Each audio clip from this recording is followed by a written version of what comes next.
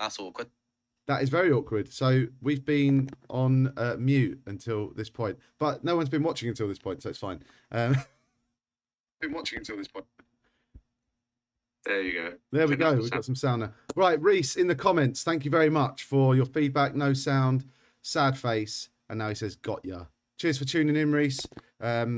Little technical issue there. I've sorted it out this end. It was this cable's fault here. It was plugged into my laptop. So, where should we start then? Let's talk England, shall we? Or should we? Let's do Czech Republic, Denmark first. Before that, though, I want your guys' man of the match day and dick of the day for yesterday's games. So I'm going to go for Caro Immobile. I don't know if you've seen the shot that's just on him for was it Barella's goal? But he goes down holding his face, rolling around in agony, realises his team scored, and he'll start running off, and then he just jumps up and starts running along. It's gone viral on Twitter. Check it out. Absolute. You don't like to see it. So that's your dick of the day, Ciro Immobile. Mus, who's your DOD? I'm going to go for Vladimir Petkovic, the Swiss manager. As we've already discussed, his changes probably undermined Switzerland's penalty shootout efforts. They were already without their captain, Xhaka, taking off Shaqiri, Zuba. Just meant that they had fewer of the players that you'd expect to step up and take responsibility in the shootout, and then it fell on the shoulders of younger players who weren't able to handle the pressure. Interesting. Okay, and before we get on to our man of the match day, guys, if you're watching, get in the comments, give us your predictions for today's games. Czech Republic against Denmark and Ukraine against England. I want a scoreline prediction. I want a man of the match. I want goal scorers. Tell me everything that you think is going to happen, and we'll discuss it here on the pod. Also, give us your comments on Roz's Jack Grealish impression today. He lost a bet. He's been bought an Alice band, and he's fair play. He's doing the whole pod with his Alice band on. I think he actually likes it secretly, Mus. I think so. Right, Roz, who's your... Roz? Wrapping up the Keira Knightley resemblance. Roz, who's your man of the match day, mate? The only reason I like it is just because I love Jack Grealish so much. It's got to be Senior. I'll take that curler. Absolute beast goal. Lovely stuff. It was a beaut, wasn't it? It was an absolute beaut. And he Courtois is not a short guy, and Courtois was at full stretch. He just caught him off guard completely, didn't he? He was not expecting that shot. I was thinking with the penalty, with Lukaku's penalty. You're standing up. I was thinking, are there two keepers in world football that you would at least rather kind of take a penalty against? Donnarumma's huge.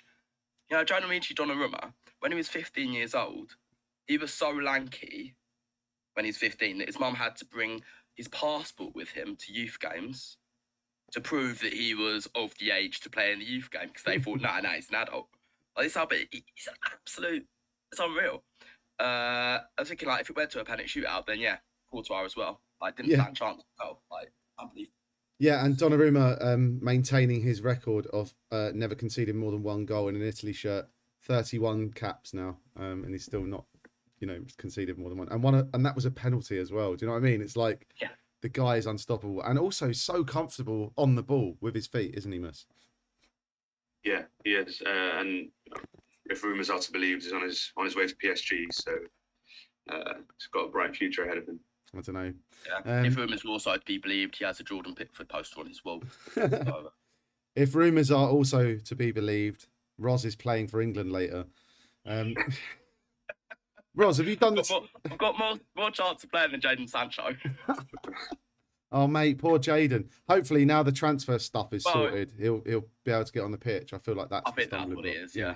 Roz, just quickly, before Mus does his man of the match day and we get onto the England chat, Roz, have you got the Jack Grealish socks situation as well?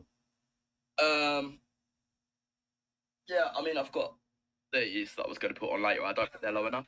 They're even shorter than Jack Grealish's socks. Love it. I'll tell you what, when I watch the game later, I'll put my shin pads on, yeah? Yeah. And then I'll put those on. Make sure you get, Make sure you get toddler-sized shin pads as well. They're like this big. Okay, Mus. Joe, next- And I'll get a football and I'll dribble all the way to the pub. It's like, Roz, if you carry on this way, like Monday morning, you're going to be on the Lorraine show with the reporter being like, "Just met Jack Grealish outside the stadium." Love it. Okay, Mus, man of the match day, please. So yeah, unfashionably, someone who was on the losing team, but I think we can all agree that they were the one to watch, and probably were the one to watch for the whole tournament. And it's the young man Jeremy Doku, who became Belgium's youngest ever starter at a knockout stage game. Jeremy Doku, I think he was fantastic. Everyone's talking about him. Who's everyone? Everyone, look on the internet, mate. Gary Lineker, Gary Neville, everyone. You know, Everyone, all the Garys at least. All of the Garys are talking about. yeah.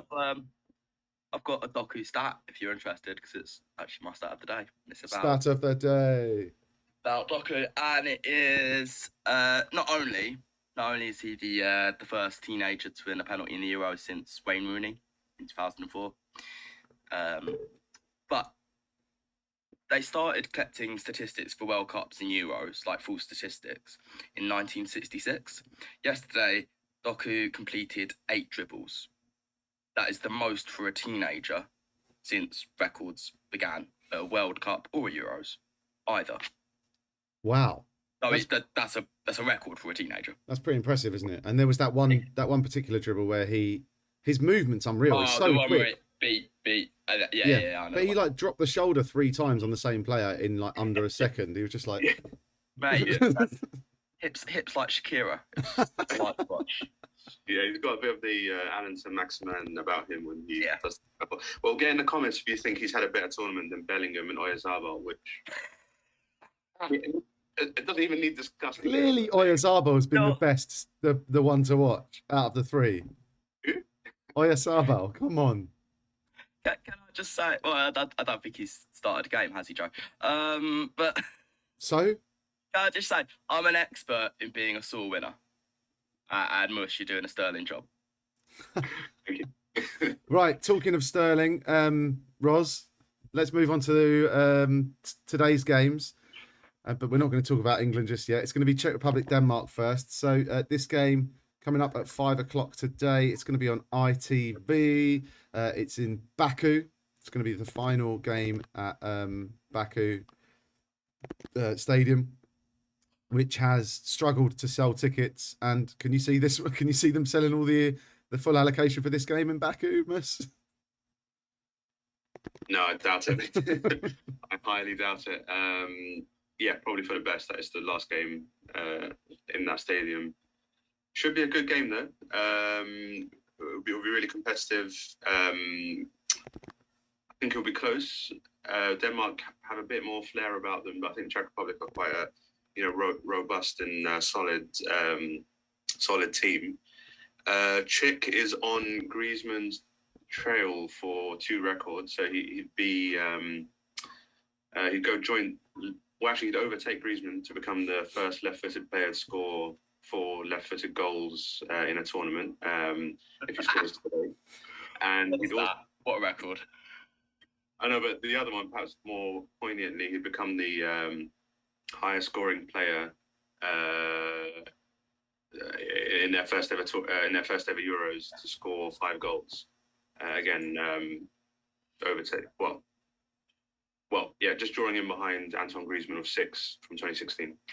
Okay, interesting stuff. So you're fancying Schick to make a bit of a mark on this game? I think so. Yeah, I think he'll give the Danish defence. He's a handful, and I think he's one of the few attackers left who could realistically take the golden boot off Ronaldo. So yeah, I think he'll score today. Interesting. So I think Simon Kjær's an injury out, isn't he? Yeah. So that'll be a big miss for Denmark. Antonin Panenka will be watching this one keenly. Do you see it going to penalties, Ross? No. I agree with most. I think it'll be tight. But I expect the Danish to win in normal time. I think it's not just that they were sort of underrated and they've got this kind of emotional train behind them where everything's aligned, a bit like 1992, and it's in the face of adversity and all that kind of stuff. They've actually just got incredibly good players playing at an incredibly high level. That's all it is. You know, you've got a midfield of Højbjerg at Spurs, who's had a brilliant season last year, unlike most Spurs players. You had Thomas Delaney, you know, who's captain of Dortmund. You know, you've got quality all over the pitch. You've got the kid Damsgaard, who's probably going to get a big move, I would imagine, The kid. in Yeah. the next couple of years. They've just got a very, very good squad. Paulson, you've got the Leipzig boys. Yeah, I expect Denmark to win this one. But yeah, I'm going to go 2-1 the Danish. 2-1 to Denmark, and your man of the match, player of the match. Will be Damsgaard. Okay, interesting. Mus, what's your prediction for this one? Well, I was tempted to go down the middle after the reference to Panenka, but I'm going to go for a Czech Republic win, maybe 2-1 in extra time. Czech Republic 2-1 in extra time, which would potentially tee up a quarter-final for the Czech Republic against England or Ukraine, which is the game at 8 o'clock. I don't know how to feel about this one. I really don't. Roz and I were chatting about it last night, and Roz is full of confidence. I mean, obviously he's full of confidence, you know, appearing on YouTube dressed like that. But I'm not so sure. I don't like the complacency of it. I just think we have the potential to win it, definitely, but let's not be complacent. So, Ukraine versus England from Rome, refereed by the German Felix Brich, who refereed the Portugal-France game, which got a bit sweaty, didn't it, towards the end? 5 yellows in that game, although Pepe could have had 2 reds on his own, to be fair, in the last 10 minutes. How do you see this one playing out, Mus, honestly? Yeah, I think it should be an England win in 90 minutes. I've learned my lesson from talking about opponents who should be tired in quarterfinals, but you know, Ukraine have just played a quite intense game that went to extra time, looked like it was going to penalties, and then they scored the winner. That's physically and emotionally draining, but I think England have the quality that Ukraine lack. I think it'll be interesting. I expect Southgate to shuffle his pack and maybe take out either Rice or Calvin Phillips, maybe both. Definitely, I expect Henderson to start. Phillips and Rice are 2 or 4 who are on yellow cards and risk suspension. So it'll be the right thing to do. I think Trippier's got a bit of an injury concern as well. But I think even with a bit of rotation, I expect England to win in 90 minutes. Okay, interesting. Some Ukraine media for you. Football 24, the primary sort of football outlet in Ukraine, says there's no sense of being nervous in the game against England because the blue and yellows have reached their potential already. It adds, but appetite comes from eating. So there you go. Read into that how you will. Very poetic. There was a fairy tale upsets from the Czech Republic and Switzerland have showed that there are no favourites at this Euros.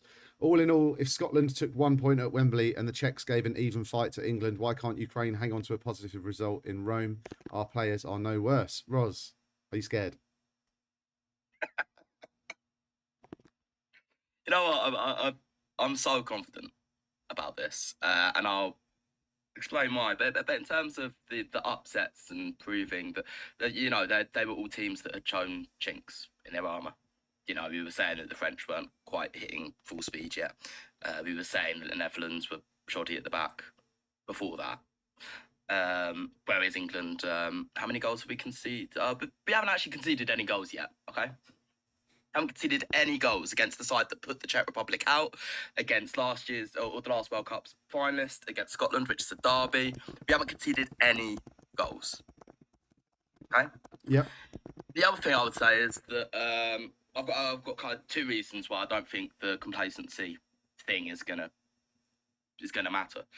The first one is that we've got world-class, hungry players that haven't featured much.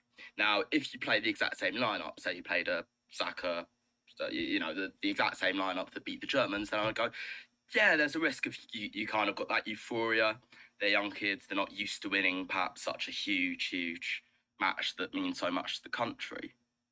Now, if he goes to Mason Mount, who hasn't started in a while, if he goes to Phil Foden, who's an arrogant sod and would love to impress and hasn't started in a while, if he says the same thing to Jadon Sancho, who's just got a huge move to Man United, he says to them, if you can put a performance for me against Ukraine,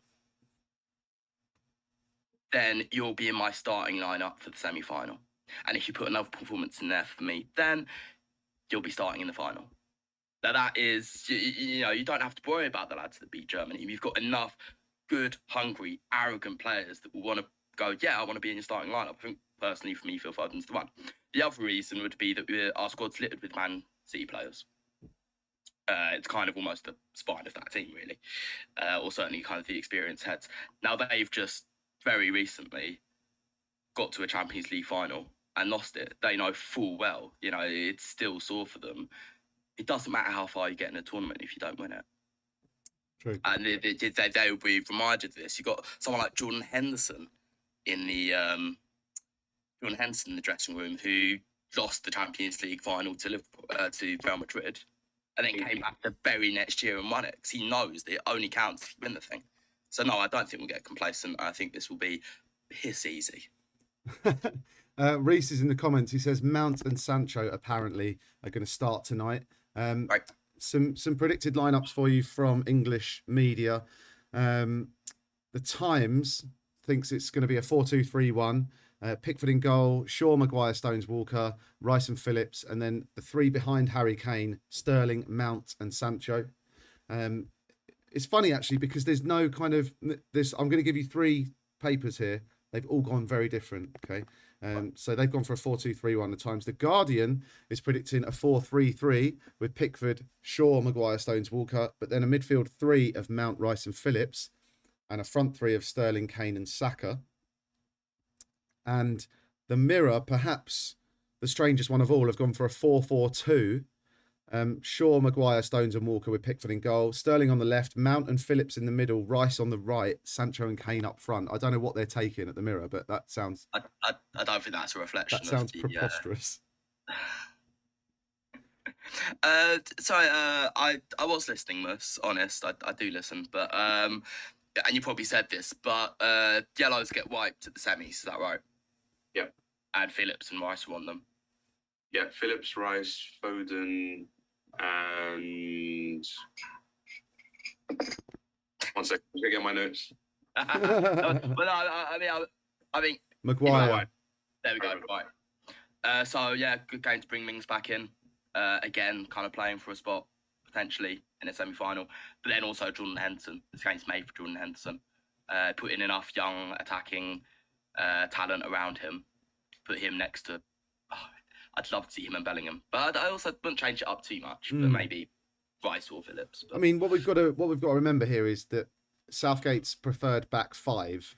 Maybe, you know, if you go Trippier over Shaw and you go Trippier, Stones, Maguire, and Walker and Pickford, that's been his go-to first choice back five for 3-4 years now. And, you know, I don't see that changing. Shaw has done very well in the Germany game and he deserves the starting berth, but that battle for that left-back role, I mean, it's made Shaw a much better player, hasn't it, being up against Kieran Trippier for competition.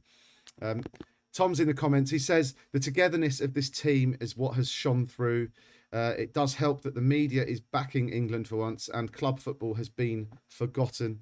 The transfer market is also quiet and looking at the semis and the final, it would be home advantage too. So lots playing into England's hands.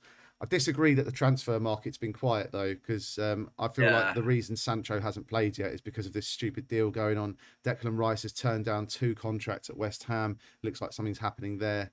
I don't think it's fair to say. Harry Kane, Man City. Kane, Man City. Coming out of that. Daniel Levy saying that he's never leaving and all that. It's not good. There's chat about Sterling daily saying his time at City's up and all this sort of stuff. Anyway, apart from those isolated things, yes, very much true, Tom, what you're saying. I think it all does play into England's hands. Shall we do predictions, lads? Shall we push you for a prediction? Mus, score, man of the match, please. Harry Kane, man of the match, 2-0 England. Okay, confident. Roz?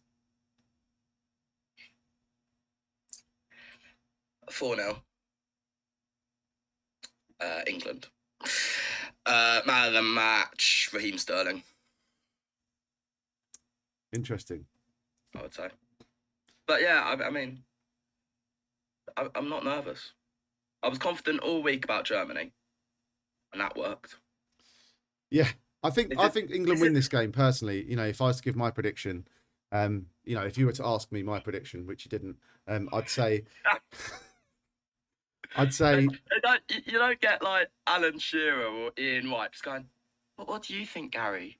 are you, What do you think? are you about compare? Gary?" I don't know what's more worrying. You're comparing me to Gary Lineker or yourself to Alan Shearer or Ian Wright. Look, I'd say, I don't know. I want to. My gut instinct is 2-1 to England, but I Be conceding. yeah, I know it's weird, but I don't. But I'm wrestling with that. You know, my heart and my head are having a bit of a fight over this. I'm going to say 2-1. I'm going to say 2-1 though. I'm going to say 2-1, and I think it might even be an extra time. I think it's going to be a lot tighter than you guys are saying. Every game at this competition has been so competitive and so tight, bar a couple. You know, literally, you know, Switzerland, France, Roz, you were telling me it was going to be 5-0, a cricket score, blah, blah, blah. It turned out to be 3-3 and Switzerland won on penalties. You know, it's not as cut and dried as, you know, England against Ukraine. There's no favourites in this tournament anymore. That's not true. France were shocking, and when they did turn it on, they played like my prediction, which would be the 5-0. It's just they couldn't be bothered for 15 minutes. I've already that doesn't win a football match. 15 minutes of good football doesn't win you a football match. We're going to fall out, right? We're going to fall out. No. Come on, son, can ya? I've already spoken about complacency. It's not going to be a problem with these players. Gareth Southgate, since he's come in, has said, make your own history, lads.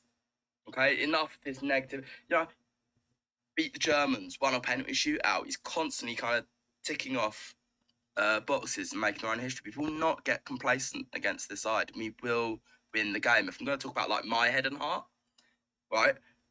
My head, so my heart says that England won't win the Euros. It's been broken too many times. Hang on, sorry, Mus, were you? Was that smirk because you were thinking about Genie in a bottle as well? Yeah. Yeah, my body's saying let's go. My heart is saying no. Yeah, just please don't rub me. No, yeah, that was Nelly Furtado, wasn't it? Oh, great song. No, it wasn't Nelly Furtado. Christina Aguilera. Oh my, right. I'm telling all your band friends, I'm telling your bandmates that you got that anyway. Yeah, my heart's saying that England's probably going to lose this, you know. No, it doesn't matter. My head is literally saying we win Euro 2020. Not one of the team, not even Italy scare me. Okay? The final was at Wembley. Like, Italy don't scare me. Spain, that'll be a cricket score. Denmark a bit more worried. So I'm predicting that if Denmark go through and England go through, that will be what you're saying, Joe. It could be a tight one. It could go to extra time. They'll be at Wembley. Well, it's coming home. It's coming home. Okay. In the comments, Reese says, I think England keep a clean sheet tonight as well. And I think someone will get done on the yellow card situation and miss out on the semi. That's unfortunate, but it is a very strong possibility. Tom is in the comments as well. He says, that's the Lord Hood, Joe, I know, coming out. 15 minutes does not win football matches. Yes, you remember my inspirational team talks, Tom. Well done. And Tom also says 3-1 to England. Grealish, man of the match. What's all this that we're going to concede? I mean, yeah, Super Jack Grealish. But who's going to score? What football? Who's going to do us damage? Yarmolenko, who can't get into the West Ham team, who scored a beautiful goal against, was it North Macedonia? It's one of those. They've had a piss easy group. Who's going to score? Who's going to be a threat? Zinchenko? Little skinny twerp from Man. Nah. Not having it at all. We're not conceding. Roz, this is exactly the kind of clip that risks going viral when there's like inevitable 3-1 disaster, England go crashing out. But it's not going to happen. Be on a fundraiser though, Roz. Everyone will feel sorry for you. So. Oh, Jesus, don't talk to me about that German girl. Roz, But 25 grand raised for a kid that was crying, whose dad was rich enough to get her football tickets. Do me a favour. Okay, right. Let's leave it on that. We're not going to finish on that note, though. I was about to stop. I was about to finish the pod, but that is just a sour finish. Look, thanks for watching. If you're in the comments, you've been in the comments today, thank you so much. I hope you've enjoyed the show. If you've made it this far, subscribe to the channel, allow notifications, and you'll get a little ding ding every time we go live. We're doing a daily pod throughout the Euros. We've done 23 days now and 4 days of preview. So we've done 27 days, nearly 4 weeks of podcasts, lads, every single day. And the only issue we've had in all of that is this cable was plugged into my laptop today and the first 10 minutes was silent. But apart from that, it's been great. We missed all of the banter about Roz's hair and Jack Grealish. But you know, the worst cable since Vince. Cool. I'll see you tomorrow morning, lads.